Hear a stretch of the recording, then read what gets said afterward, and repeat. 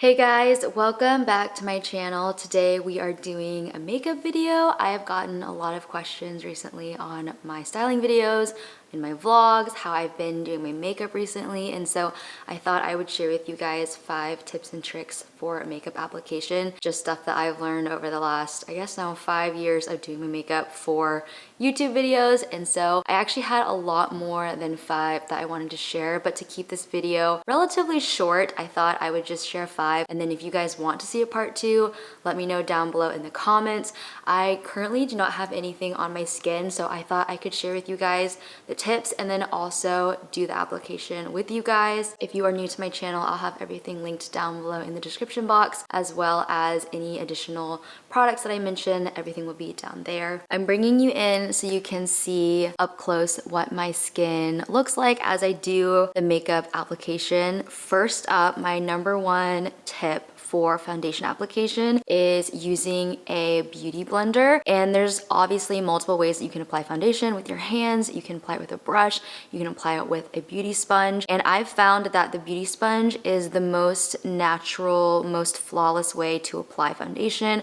If I'm in a huge rush, I'll just like buff it out with a brush, but if I really want a kind of flawless, even application, I'll use a beauty sponge. And my tip for using a beauty sponge is to either wet it at night and wring it out and let it kind of air dry overnight, use it the next morning, or if you are forgetful like me and that is just way too much planning in advance, to actually grab some sort of washcloth or paper towel or hand towel and to dampen your beauty blender, get it all the way wet, wring it out as much as you can in the sink, and then take your washcloth, wrap it around it, and squeeze all the excess water out. Because if you don't, if you have any excess water within the sponge, it's gonna pick up your foundation as you go. So if you've had trouble with your foundation being a little bit like patchy or splotchy or not getting a really good like full coverage look, I would recommend trying to wring out your sponge just a little bit more than you think so that the extra water within the sponge doesn't pick up any of your foundation as you're trying to smooth it out. So I'm going to be using the Tarte Face Tape foundation. This is a full coverage foundation, and I typically use a full coverage foundation, but if you use like a medium coverage or even a light coverage, the same tip applies for the sponge. You just don't want excess water in there. You can also apply your foundation directly to the face or to the back of your hand. I feel like when you apply the product to the back of your hand, you actually can get a little bit more of an even coverage. So you will just tap it out on the back of your hand like this, and then go in and apply your foundation.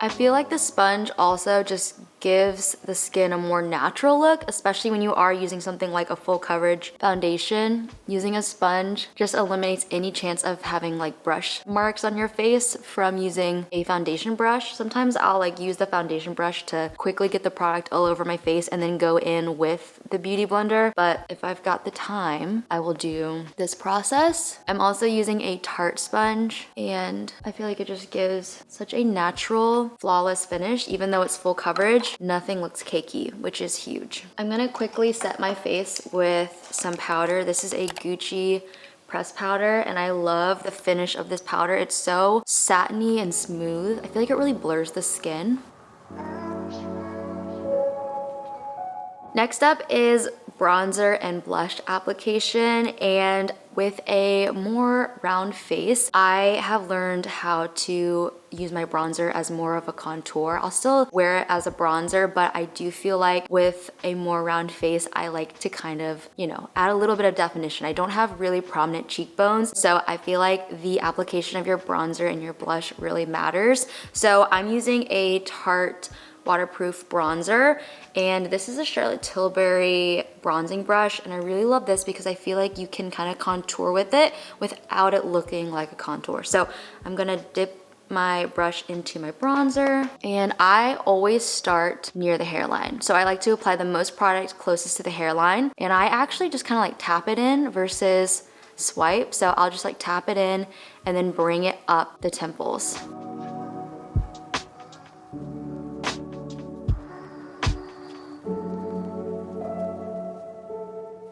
Like that. And then And same on the other side. So it's gonna go like this, kind of. Right down from the hairline towards the mouth. And we're gonna put the most product by the hairline, really buff it into the hairline, and then bring it down. You can also like move your mouth to the side if that helps. And then up the hairline.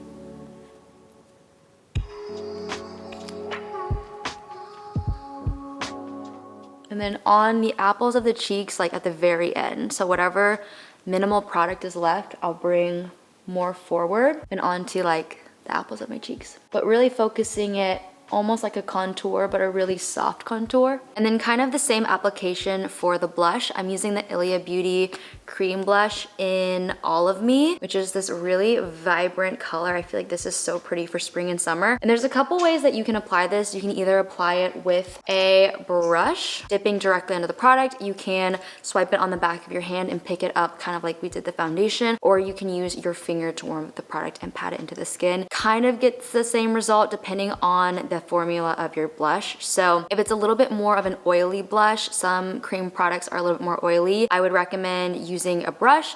But if it's a product where you need to like warm up the formula, I would use your finger. So I'm going to show you guys both ways. So one way is with the finger. So I'm gonna warm up the product here with my finger. And it looks super, super vibrant. But I love the Ilia blushes because they will just blend in super nicely with the finger, so it can be really easy to apply. And I go along the high points of my cheeks. So high point of my cheek, kind of like the bronzer almost, and apply it up the temples. I have a little hair that's in the way, and then bringing it down barely onto the actual apples of my cheeks. I feel like this really lifts the face, this application of applying it on the high points, almost like where you would apply a highlight, and bringing it up. I feel like that just like really lifts the cheeks. So then on the other side, what I'll do is I'll apply this to the back of my hand, get the product on here like this, and then take a cream product brush, like a buffing brush, pick it up with the brush from the back of my hand and apply it with a brush. And I feel like when you apply it with a brush, it actually goes on a little bit more light. So if you want to pack more of a punch with color, I would use your finger. However, what I would not do is like swipe the product onto your face, because that's gonna pick up your foundation that you just put down. So I would apply it either to the back of your hand and then apply it with a brush, or use your finger and apply it how I did over here. So you can see this is a little bit more bright, a little bit more saturated, and then this is a much more like natural application. So it just kind of depends what you're looking for. I do feel like when you apply it with a brush, you have to use a little bit more product, but it is almost like an airbrush effect, which just blends super, super nicely. So that's just a couple different ways you can apply a cream blush and like really make it melt into your foundation and your other products that you just applied. And then another tip is I always apply blush to my nose. I feel like that has been the biggest game changer for my makeup. It just gives you that like sun-kissed look, like you've been outside and that your skin is just really, really healthy. I also feel like it gives a lot of life to the face. I used to not wear blush. I was like actually kind of against blush for a while because I don't know, I thought it was like a little bit too done up. But now that I've been applying blush, I cannot see myself not wearing blush because it adds so much life and color to the face. My third makeup application tip is your highlighter. So we all know you highlight the high points of your face, your nose. One thing that I would highly recommend doing if you are not doing this already is making sure to highlight the inner corners of your eyes and directly underneath your brows. And I'll even do this before I do my eyeshadow. So I'll take a kind of small brush like this and dip into my highlight. This is the Rare Beauty Accelerate highlight. There's so many good ones out there, but I've been loving this one lately. And I will take this tiny brush and apply it to the inner corners of my eyes. And this makes you look so awake. It also looks so good in photos. It's like the cherry on top for a makeup look, just adding that little bit of light to the inner corners. And then I also like to take this and go underneath my brows. Even though I haven't done my brows yet, I'll just go ahead and apply this. And that adds so much lift to the eyes once we get the brows done. And again, I'll do this over here. And then I'll even apply a little bit to the tip of my nose to kind of bring some extra life to my face. And I feel like that just livens up the look. If you ever are like, oh my gosh, I look so tired in the morning, adding a little bit of highlight to the inner corners, doesn't have to be a super stroby highlight like this one. It could be a more natural highlight. It will just brighten up the eyes, brighten up the face. Fourth makeup application tip is all about eyeshadow application. And I grew up watching my cousin do her eyeshadow, and I grew up adopted, so my family was not the greatest representation of an Asian eye look, so I had to learn this kind of all by myself. And also I have just been really fortunate to be in the chairs of some makeup artists who have kind of helped me learn some techniques as far as like helping my eyes look more awake, look bigger, more open. And so I wanted to share with you guys my tip for eyeshadow application. This can also apply to you if you do have an eyelid.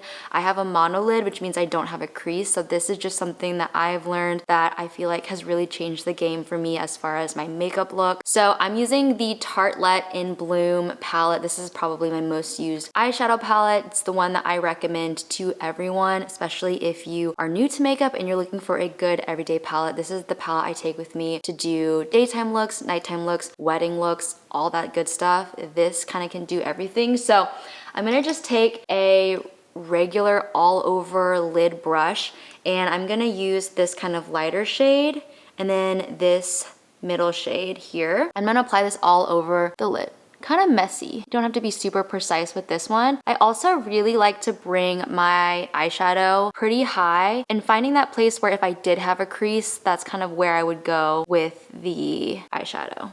So doing that on both sides here, all over. Not super precise, just trying to get a good base. Then taking a crease brush, which I don't know if this is technically a crease blush. I don't know if this is technically a crease brush. That was so difficult for some reason. And going in with a little bit of a darker shade. So maybe this one down here and then this one up here. I always like to mix shades. I'm never like a one shade type of gal. But what I'll do with this is I'll start this on the outer corner and I'll blend up, almost making like a fake crease. So I'll start it on the outside and blend it up. And this will not touch the center of my lid. It's not gonna go down by the lash line really. It's just gonna go on this outside and up, almost like a C. And that just like really opens the eyes. It makes your eyes look so much bigger. I used to do the darkest shades closest to my lash line, and I learned from a makeup artist that that actually makes your eyes look smaller. And I was like, well, that's not what I'm going for. So ever since I learned this trick, I feel like my eyes have just looked way more awake and open. So I really love this tip. It's honestly changed the game for me for my makeup, and you don't have to do it really drastically. I mean, you can go as dark as you want. You can make it as much of a smoky eye as you want, especially as you go from like day to night. You can really smoke it out. However, I just love adding a little bit of shadow almost to give that kind of like creased look to the eye. So I'm gonna do the same thing on the other side here.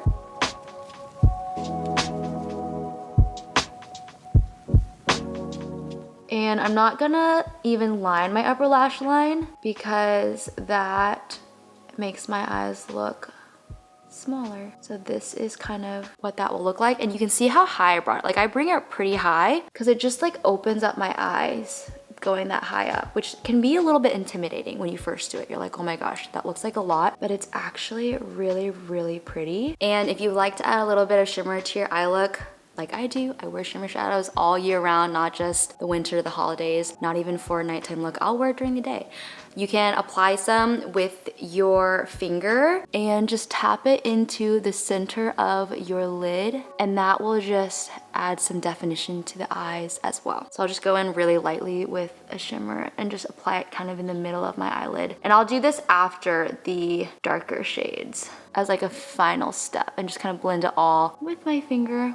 Like that. And then my final tip for eyes is to apply a darker eyeshadow or an eyeliner, but only to your lower lash line. It really will like open up your eyes. So I like to apply it from the outer corner to right about the middle and then kind of just blend it out. I don't go all the way down the lower lash line. So I'll take a darker shade here and really lightly apply this right along the lash line and really blend it out to where it almost just looks like you have thicker lashes on the bottom. And I feel like this really opens up the eyes. I'm going to quickly do my brows with the Rare Beauty Brow Duo.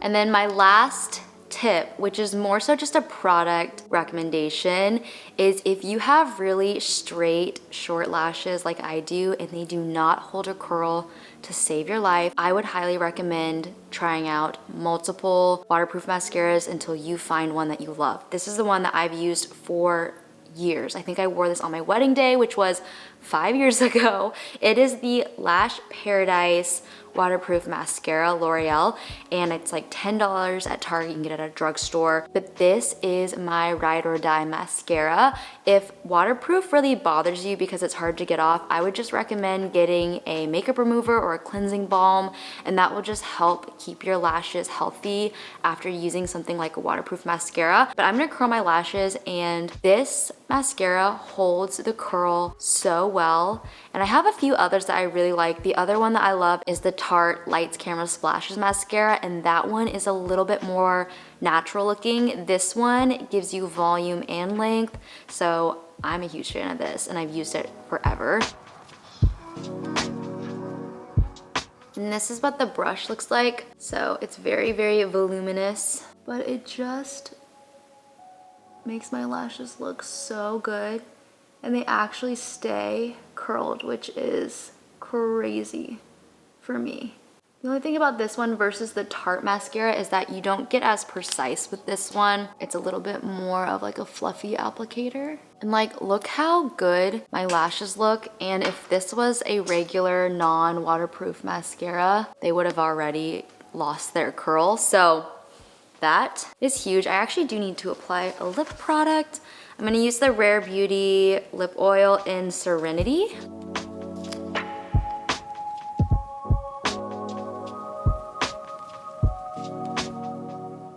But I hope you guys found these tips helpful. This is the finished makeup look.